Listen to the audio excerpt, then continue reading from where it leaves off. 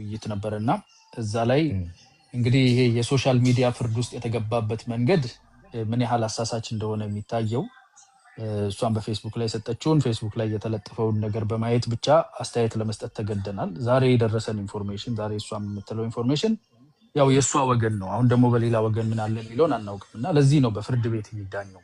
ለዚህ ነው ሰው ቀርቦ ተከሶ ቀርቦ የህግ ሂደቱን ሳያልፍ በአደባባይ ወጥተህ ለፐብሊክ ማታቀርብበት ምክንያት ይሄን ስህተት የሰሩም እንደሆኑና የሚጣራበት ሂደት ይኖራል ብዬ አምናለሁ።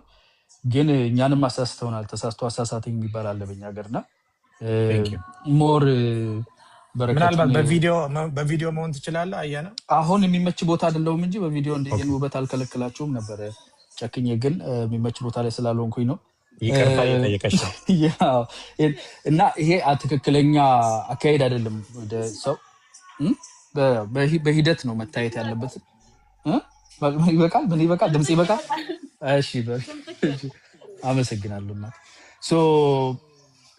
ይሄ የተገባበት መንገድ አግባብ አይደለም። አሁን የመጣው ደግሞ አንድ ኢንፎርሜሽን ነው።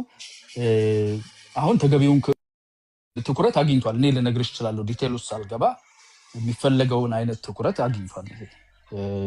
ወደ መጥራትም እንደምንሄድ እርግጠኛ ነኝ። ነገሮች ይጠራሉ። አሁን ይጠላል። ወደዛ የሚኬድበት ነው። አንቺ ያው እጅሽ ንጹህ ከሆነ ልብሽ ንጹህ ከሆነ ምንም የምትፈሪው ነገር የለም። ተስፋ አደርጋለሁ በ10 ለፍርድ ቤት ቀጠሮሽም ትቀርቢያለሽ።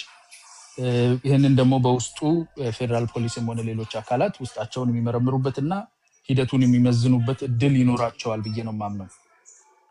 ከዛ ውጪ በጣም ያደነቅኩት ነገር በረከት ከእጅሽ ስራና ከምታደርጊያቸው ነገሮች በዘለለ ዛሬ ደግሞ ምን ያህል ጠንቃቃ ሰው እንደሆንሽ አይቻለሁኝ። ለሌሎች አካላት መጠቀሚያ እንዳይሆን ሀገርሽንና መንግስትን ኢቭን የመንግስት ትልልቅ ሰዎችን ቅድም ስለ ከንቲባም ሲነሳ ስለ ጠቅላይ ሚኒስትሩም ሲነሳ ይህንን አጋጣሚ ተፈጥረው ሊፈጠሩ የሚችሉ ፍሪክሽኖችን ምን ያህል አቮይድ እንደምታደርጊና ነጥለሽ በሙስና የተዘፈቁ የጥፋት ዓላማ ያላቸው ሌቦችም በመንግስት ስትራክቸር ውስጥ ሌባ አለ እያልን ሁሉ የምንጮኸው ይሄ ነው።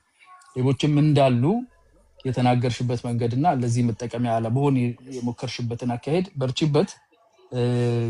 ይጠራል ደግሞ እንግዲህ ምን ይላሉ? ጽንስ ከሆነ ይገፋል፣ ጥጋብ ከሆነ ይጠፋል ይባላልና ያው ፐብሊክ ኦፒኒየን ላይ አምጥተውታል፣ እዛ ለጥፈውታል። በፐብሊክ ኦፒኒየን ተሰምተሻል። አጥጋቢ የሆነ ነገር ደግሞ እንደሚሆን ፍትህ እንደሚኖር ተስፋ አደርጋለሁ። ይሄንኑ ለመናገር ነውና ትላንትና እንደውም የኢትዮጵያን ትናገራለች እንዴ ብዬ አንቺን ራሱ ትንሽ ቆንጠጥ የሚያደርግ ንግግር ተናገርኩኝ። ከዛ ግን አሁን ደግሞ ዛሬ መተሽ አጥርተሻል በረከት። ይሄንኑ ግን አያና ምን እንደሆነ ታውቃለህ አንተ ማለት ነው። እኔ እግዚአብሔር ያውቃል የልቤ በእውነት ማለት የሁላችንንም ልብ የሚመዝን እግዚአብሔር ነው አይደለም? እግዚአብሔር ያውቃል የልቤን። እኔ አይርላንድ ሀገር ኖሬያለሁ። ባለቤቴ አይሪሽ ነው። ልጆቼ የአይሪሽ ዜጎች ናቸው። 3 ህፃናት ልጆች አሉኝ። 1 ወንድ 2 ሴት ልጆች አሉኝ። 3ቱም ልጆች የተወለዱት ኢትዮጵያ ውስጥ ነው። ሚራክል፣ ሲፈን እና ሌክሲ ይባላሉ 3ቱም ማለት ነው።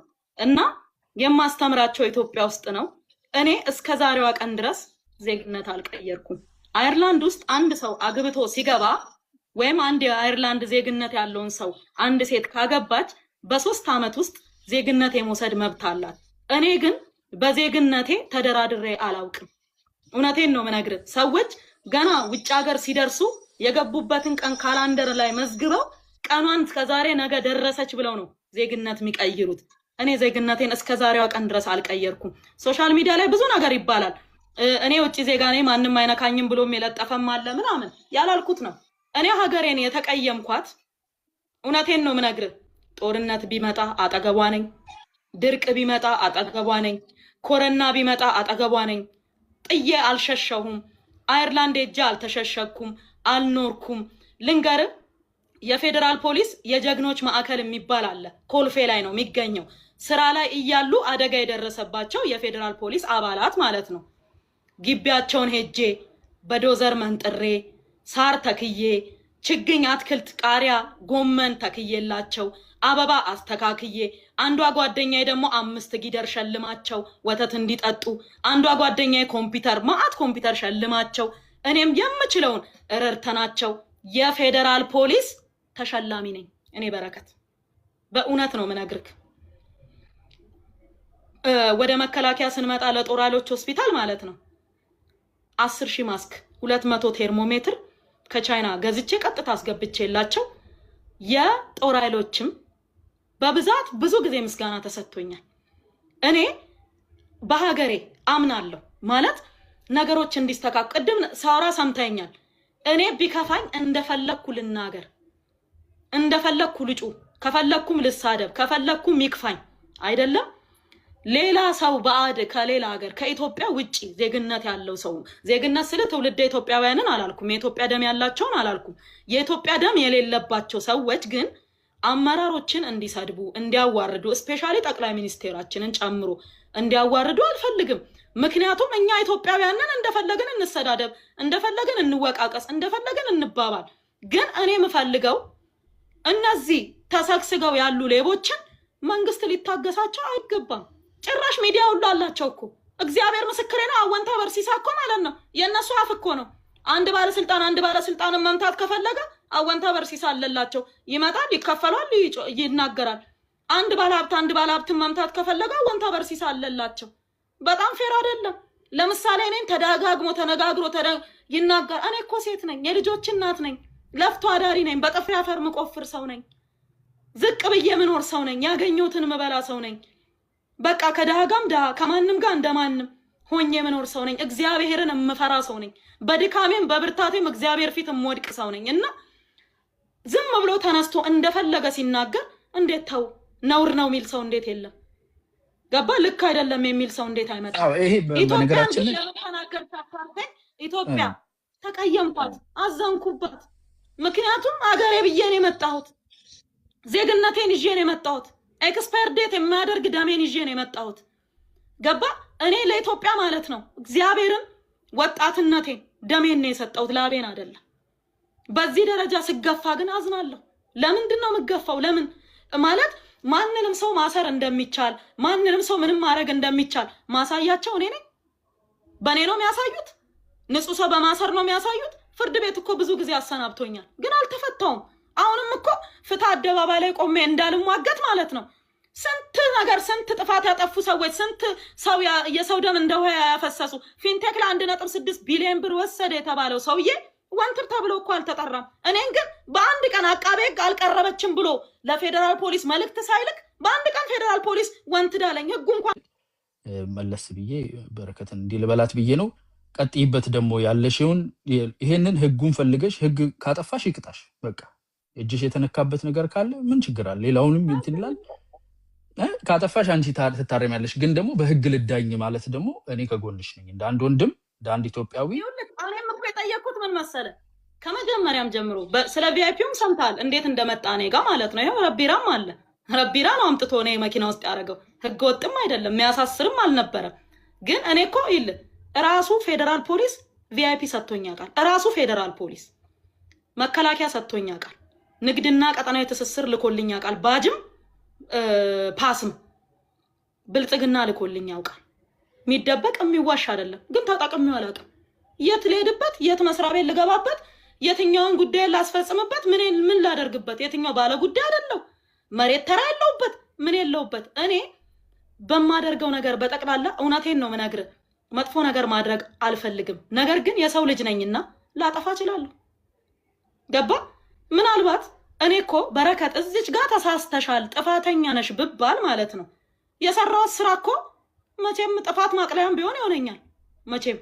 እንዳልከሰስ ባያደርገኝም እንደማንኛውም ኢትዮጵያ መከሰስ መጠርጠር በቃ ልጠረጠር እችላለሁ ነገር ግን እኔ ያልኩት ከመጀመሪያው ጀምሮ ህግና ህግ ይዳኘን በህግ ፊት ልዳኝ ካጠፋው ህግ ይጠይቀኝ በቃ እነዚህ እጃቸውና ጥፍራቸው የረዛዘሙ ሰዎች እኔ ኬዝ ውስጥ አይግቡ ፍርደ ገምድል አይሁኑ ገባ ፍርደ ገምድል አይሁኑብኝ 14 ጊዜ ፍርድ ቤት ቀርቤ 7 ጊዜ ስፈታ አልፈታም ያሉ ሰዎች እጅ እንዴት እግዚአብሔርም አይጣለኝ ድጋሚ እነሱ ሰዎች እጅ እውነቴን ነው ምነግር ታምሜ እንዳልታከም የከለከሉኝ ሰዎች እጅ እግዚአብሔር ድጋሚ እንዳይጥለኝ እሱን ነው መፈልገው ግን ነገሮች ይስተካከላሉ ብዬ ተስፋ አደርጋለሁ አሁንም እውነቴን ነው ተስፋ ቆርጠሻል ካልከኝ አዎ ተስፋ ቆርጫለሁ ለምን እኔ በኢትዮጵያ ተስፋ ቆርጬባት አላውቅም ነበር።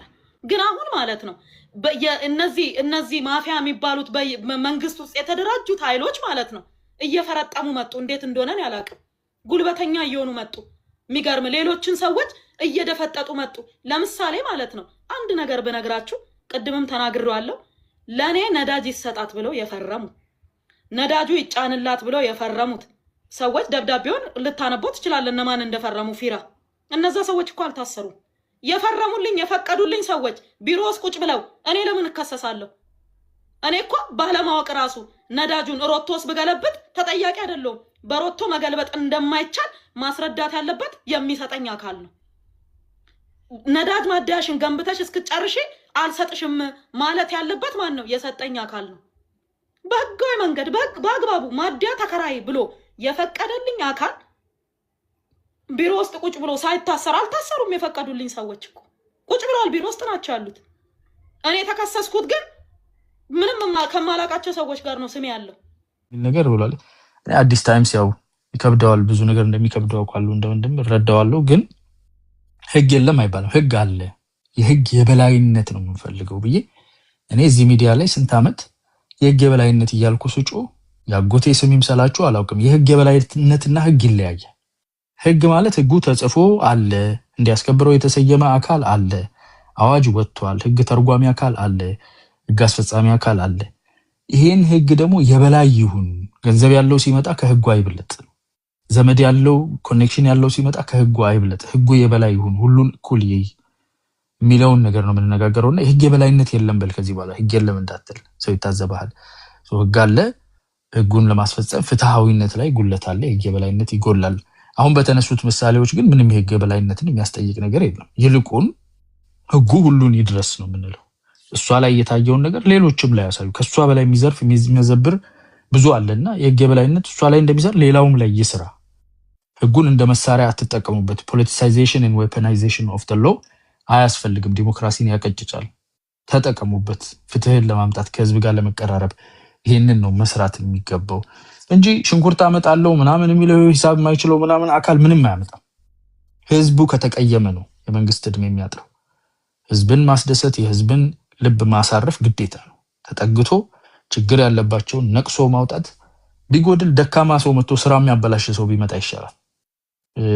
ሌባ ቁጭ ብሎ ከህዝብ ጋር ከሚያራርቃችሁና እዛ ላይ ይሰራበት ለማለት ነው። እየለማት በላዲስ አኪላ ወደ ሂሳብ ደብተር ተመለስ። ይሄንኑ ለማለት ነው። ቴንክ ዩ አያና ኢወርልድ አለው አያና ቆንጆ አድርጎ ደምድሞታል። አኪላም ያወራው ስለ ኦፕን ማርኬት ነው። የአዲስ አበባ ህዝብ ከዛም ከዝም ሌላኛውም ቢያገኝ የኦሮሞ ህዝብ ያን የሚቃወም አይመስለኝም። ኦሮሚያ አካባቢ የጠገበ በጣም የሚበላ የሚጠጣ እንጀራ እንኳን አነባብሮ ነው። ሄፍ ብሉት ብን ብላ ስንት ሜትር የምትሄድ እንጀራ አዲስ አበባ እንደዛ አያውቅም ክቡር ኦሮሞ ህዝብ። አሁን ይሄ ሲጅ ሰርቼ ምን ብዬ የምለውን ከየት እንደሚያመጡት አብርሃም ሊንከን አድርጓል ብሏል አንድ ጊዜ። እኔ ስለሚወደው ነው የሚዘረጥጠው አብይ እና ኦፕን ገበያ ብኖር ነው የሚሻለው። እህታችንን በተመለከተ ትመጣለች። እንድትመጣ እኔ ካገኘዋት ምናልባት ካልፈራች ወይ ጌሙን የተጫወቸት ካልሆነ ካገኘዋት አንተ ጋር ብዙ ሰው ስላለ ሰውም ስለሚወድህ መታ የእሷን ፓርት ታደርጋለች። አንድ እርሻ ላይ ነፍስም የሰው ነፍስ ጠፍቶ ነበር። ይሄ አሁን ጎረቤት ዘመዶቻችን ሲዳማ ክልል ነው፣ ወላይታ ቀበሌ ነው በአብይ ጊዜ። ስለዚህ ወታደር አላቸውና መሀል ላይ ባለው እርሻ ህይወትም ጠፍቶ ነበር። እኔ በረከት አንቺ ነሽ እንደ ምናምን እንላት ነበርና ሰፊ ነው ቴዲ እና ባልቻ ሳፉ ደጃዝማች ሆኖ ራስ ሳይሆኑ ነው መድፍ ተኳሽ አገላባጭ የተባሉት። በሳቸው ስም ስለሆነ ወላይታ ነው ይላል፣ ኦሮሞ ነው ይላል። ኦሮሞም ነው ወላይታም ነው። ባልቻ ኢትዮጵያዊ ነበሩ ባልቻ ሳፉ የሚባሉና የአዋሳ ክፍላ የሲዳሞ ክፍለ ሀገር ደጃዝማች ናቸው። ራስም አልተደረጉም።